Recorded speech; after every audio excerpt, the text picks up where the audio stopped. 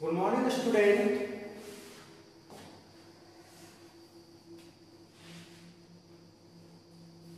आज हम लोग एक टॉपिक स्टार्ट करेंगे बीएससी जूलॉजी सेम 2 का। नाम है उसका एपोप्टोसिस। Apoptosis, okay. बहुत ही इंपॉर्टेंट चैप्टर, इंपॉर्टेंट टॉपिक है ये, ओके। तो फर्स्ट हम लोग जानते हैं एपोप्टोसिस क्या है। इसका एक और नाम है, that is program cell death, okay. Program cell death. Programme cell death कहने का अर्थ हुआ कि कोई सेल है, ओके, वो एक साथ, ये सेल है, ये एक साथ डेथ कर जाएगा, that is called programme cell death. तो cell death, apoptosis, that is cell death. कैसा cell death? Programme cell death, जिसमें जो इंफेक्टेड सेल है वही डेथ करेगा। इसी से मिलता जुलता एक और वर्ड आता है जिसका नाम है नेक्रोसिस, ओके। नेक्रोसिस, नेक्रोसिस क्या है? तो ये भी है death of living tissue but not program. ये भी क्या है? Death of living tissue but not program. जैसे इसको अगर हम लोग समझे कि ये एक सेल है, ये सेल है, आपस में जो सेल कनेक्टेड रहता है, तो नेक्रोसिस अगर होगा, मान लीजिए इस सेल का डेथ हुआ तो ये इसको भी इन्फेक्ट कर देगा।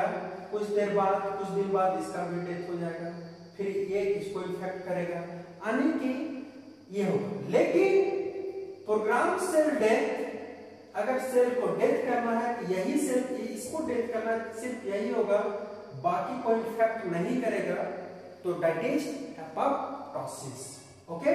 तुमको लगता है एपोप्टोसिस एंड नेक्रोसिस आप लोग समझ गए होंगे, ओके। बहुत डिमांड आ रहा था, सर जूलॉजी का टॉपिक स्टार्ट कीजिए, जूलॉजी का ऑनर्स का टॉपिक स्टार्ट कीजिए। स्टार्ट हो गया, ध्यान से पढ़िए, है ना। तो अब हम लोग देखिए व्हाई सेल डेथ। अभी हम लोग देखा एपोप्टोसिस में भी सेल डेथ, नेक्रोसिस में भी cell death. Why cell death? Cell death क्यों करता है, ओके। सेल डेथ क्यों करता है? तो वेरियस रीजन है सेल डेथ करने का, है ना। और सेल डेथ करना बहुत जरूरी भी है। जैसे कि हम लोग देखें, the number of cell in body of organism is tightly regulated. अगर हम लोग देखें तो हमारे बॉडी में बहुत सारे सेल जो है जो टाइटली रेगुलेटेड है, एक दूसरे से क्या है, इंटरकनेक्टेड है, रेगुलेटेड है, ठीक है। It is not only the control of a cell division but also on rate of cell death. अगर हम लोग बोले कि ये कंट्रोल होता है, जो सेल आपस में रेगुलेट होता है, वो कंट्रोल होता है सेल डिवीजन से, तो ये 100% ट्रू नहीं है। सेल डिवीजन के साथ साथ रेगुलेशन भी, सॉरी, सेल डिवीजन के साथ साथ सेल डेथ भी जरूरी है ना। Control cell death is needed for normal development and good health throughout life along with normal development of cell and cell cycle maturation। देखिए अगर हम लोग बोले तो कंट्रोल सेल डेथ, है ना, जैसे कंट्रोल वे में कहने का अर्थ हुआ जैसे जहां तहां से नहीं, एक कंट्रोल वे में अगर सेल डेथ हो रहा है तो वो हमारे बॉडी के लिए, हमारे हेल्थ के लिए क्या है, काफी अच्छा है। क्योंकि वो अगर डेड कर रहा है तो उसके जगह फिर न्यू सेल आएगा और हम लोग थोड़ा हेल्दी रहेंगे, ठीक है। हम लोगों के डेवलपमेंट के लिए, है ना, सेल डेथ होना जरूरी। जैसे बचपन में जो हमारा सेल था वही सेल अगर अभी रहता तो हमें ज्यादा चेंजेस आता क्या? नहीं आता। तो सेल डेथ किया, उसके जगह न्यू सेल, एडवांस, मतलब उससे मैच्योर सेल ग्रो किया, उससे जो है धीरे धीरे बढ़ता हुआ है, तो हम लोग क्या है, एडवांस से हम लोग का बॉडी ग्रो किया। तो सेल डेथ करना जरूरी है। अगर सेल डेथ ना हो, सिर्फ सेल ग्रोथ हो, तो सेल का संख्या क्या होगा आप सोच सकते हैं। तो सेल का डेथ होना जरूरी है ना। और इसके मरने के बहुत सारे रीजन है। कैसे डायल करेगा? सेल डेथ अगर in many way. First infection होगा, सेल डेथ करेगा।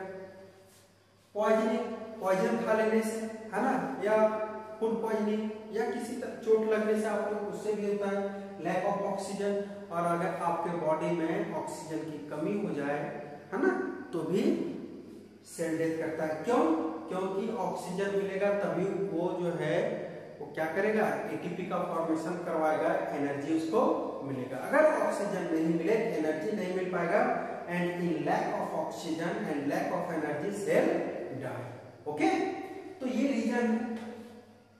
अब इसी में हम लोग देखते हैं कि अगर ये तो रीजन हो गया सेल डेथ करने का, अगर नेक्रोसिस होता है तो an uncontrolled death is messy. Messy मतलब होता है गंदा, ठीक है। अगर अनकंट्रोल सेल डेथ हो रहा है तो काफी गंदा है। In this cell swell up and its content leak away, this will damage surrounding cell. जैसा अभी हम बताए थे कि ये काफी गंदा है, मेसी है, तो गंदा है। क्यों गंदा है?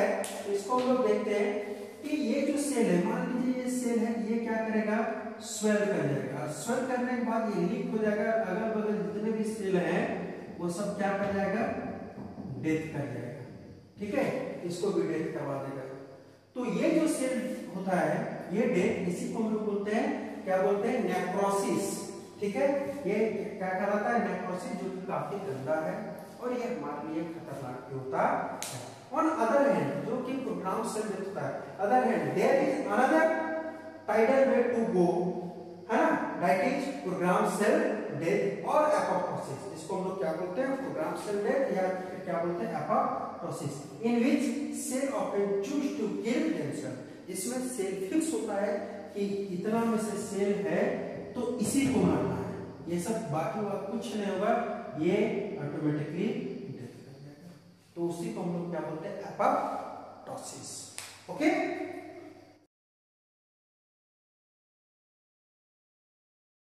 अब है व्हेन डज एपोप्टोसिस अकर, जब एपोप्टोसिस होता है, ठीक है। तो कब होता है एपोप्टोसिस? During viral infection.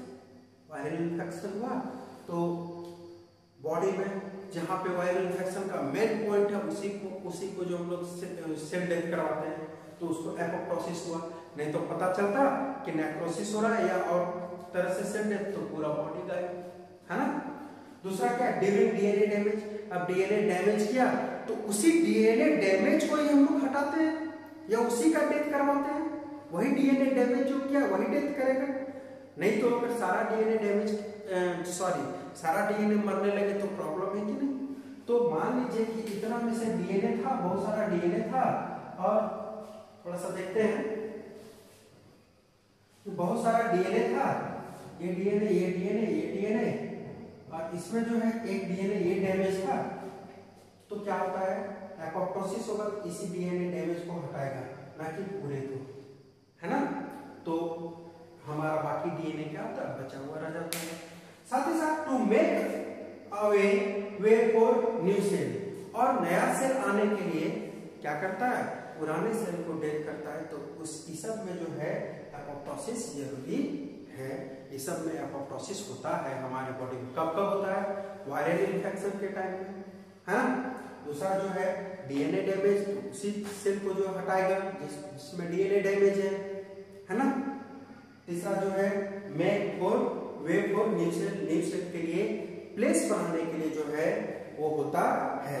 नहीं तो पता चलता कि सेल जो है वो काफी डैमेज, सेल जो है एक सेल को मारने के चक्कर में पूरा बॉडी जो है बर्बाद हो गया है।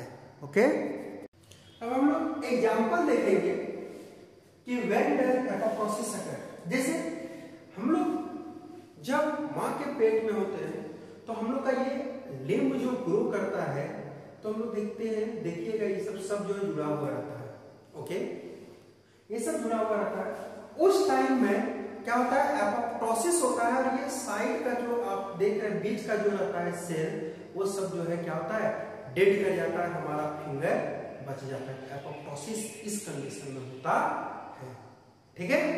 दूसरा मेंस्ट्रुएशन है ना, मेंस्ट्रुअल साइकिल स्टार्ट होता है फीमेल में, तो सोचो कि उस टाइम सिर्फ जो है यूट्रस का इंडोमेट्रियम वॉल ही ब्रेक डाउन होता है ना, वही प्रोग्राम सेल डेथ करता है। नहीं तो अगर उस टाइम टूटना होता, अगर यूट्रस का वॉल भी टूटने लगे तो प्रॉब्लम होता है, हो सकता है। तो उस टाइम क्या सिर्फ ब्रेक डाउन होता है, सिर्फ और सिर्फ यूट्रस का इंडोमेट्रियम वॉल, तो वहां पे एपोप्टोसिस होता है। हम लोग को लगता है कि आपका एपोप्टोसिस कहाँ कहाँ होता है, ये भी समझ गए होंगे, क्यों जरूरी है ये भी समझ गए होंगे, दिमाग में आने लगा होगा कि एपोप्टोसिस हमारे लिए कितना इंपॉर्टेंट है ना। एपोप्टोसिस अगर नहीं हो, उसकी जगह नेक्रोसिस हो जाए, तो एक सेल में प्रॉब्लम हो, मान लो इंडोमेट्रियम वॉल को टूटना, पूरा यूट्रस बर्बाद हो सकता है और बर्बाद कर दे बाकी सेल को भी, है ना। ये हम लोग के अंदर ये इसको हटना था, पूरा जो है वो उंगली बर्बाद अगर नेक्रोसिस हो जाए। ये सब कंडीशन में क्या होता है, एपोप्टोसिस होता है, ठीक है। एग्जांपल में क्या लिखते हैं, वॉर्म और finger and toe are connected one another by short webbing, है ना। शॉर्ट वेविंग से apoptosis is what causes that webbing is disappear, और एपोप्टोसिस के कारण वो वेविंग जो है वो डिसअपियर हो जाता है, हमारा फिंगर बच जाता है। Apoptosis is also necessary to start the process of menstruation, menstruation start करने के लिए ब्लीडिंग, वहां पे जो इंडोमेट्रियम वॉल टूटता है तो वो एपोप्टोसिस होता है, तब टूटता है, okay. What is apoptosis stop, क्या होगा अगर एपोप्टोसिस स्टॉप कर जाए तो क्या होगा।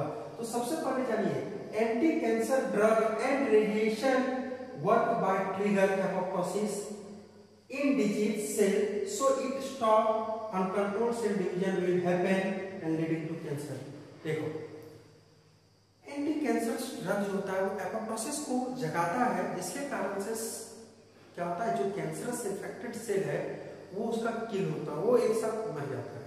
लेकिन अगर एपोप्टोसिस स्टॉप कर जाए तो कैंसरस सेल मरेगा नहीं मरेगा, और वो क्या करेगा, लीडिंग कर देगा किसको, कैंसर को, है ना। ये क्या कर देगा, लीडिंग टू कैंसर, वो मरेगा नहीं कैंसरस सेल, है ना। और कैंसरस सेल जब नहीं मरेगा तो वो तेजी से, कैंसर क्या होता है, अनकंट्रोल, पढ़ाएंगे कैंसर क्या होता है, देखेंगे हम लोग, पढ़े भी होंगे आप लोग क्लास 12 में, फिर से पढ़ेंगे। तो क्या होता है, कैंसर जो है वो अनकंट्रोल सेल डिवीजन है, तो एपोप्टोसिस होता है, उस सेल को एक साथ मार दिया।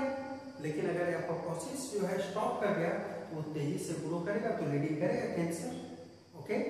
Then many disease and disorder are linked with the life and death of cell, बहुत सारा जो है डिजीज डिसऑर्डर जो है किससे लिंक रहता है, सेल से, है ना।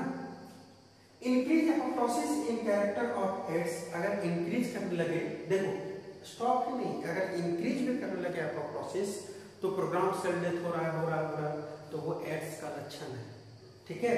दूसरा किसका लक्षण है, अल्जाइमर का, पार्किंसन डिजीज, ये सब जो है उसका, इसमें क्या होता है, सेल धीरे धीरे मरने लगता है, आपका ये बॉडी काम नहीं करेगा, वो बॉडी काम नहीं करेगा, एड्स में धीरे धीरे आप पतला होते जाइएगा, अल्जाइमर इस समय ये अंग आज काम नहीं किया, वो अंग काम नहीं किया, है ना। तो वो जो है कैसे एपोप्टोसिस इंक्रीज कर जाएगा, ठीक है। क्या होगा, एपोप्टोसिस इंक्रीज कर जाएगा, सेल डेथ होने लगेगा, हमारा बॉडी जो है वो क्या करेगा, कमजोर होने लगेगा। हम लोग जो है ये बॉडी आज खराब हो गया, वो बॉडी खराब हो गया, होते रहेगा, तो वेरियस डिजीज जो है ये हो जाता है। बट अगर एपोप्टोसिस डिक्रीज कर जाए तो वहां भी क्या हो जाएगा, कैंसर हो जाएगा, है ना, या सिंगल लम्प्स जिसको आप लोग बोलते हैं गिल्टी टाइप से, वो हो जाएगा, है ना। और क्या हो जाएगा, कैंसर हो जाएगा, है ना। कैंसर का अनकंट्रोल सेल डिवीजन, उस सेल को मरना चाहिए, मर ही नहीं रहा है, सेल ग्रोथ कर गया, कैंसर हो गया, है ना। और क्या हो सकता है, autoimmune disease, cell death ही नहीं कर रहा, वही सेल वहीं पे रह रहा है, तो ऑटो इम्यून डिजीज काउंट करेगा। और इम्प्रॉपर सेल साइकिल जो है वो प्रॉपर वे में नहीं होगा। ये तो हम लोग देखे क्या, एपोप्टोसिस अभी कंप्लीट नहीं हुआ है, मैकेनिज्म बचा हुआ है। तो आज हम लोग इतना ही देखेंगे। नेक्स्ट लेक्चर आएगा, आप लोग उसमें जो है इसका मैकेनिज्म देखिएगा, है ना। और घर में आप लोग हैं तो थोड़ा सा पढ़िए। Okay, thank you.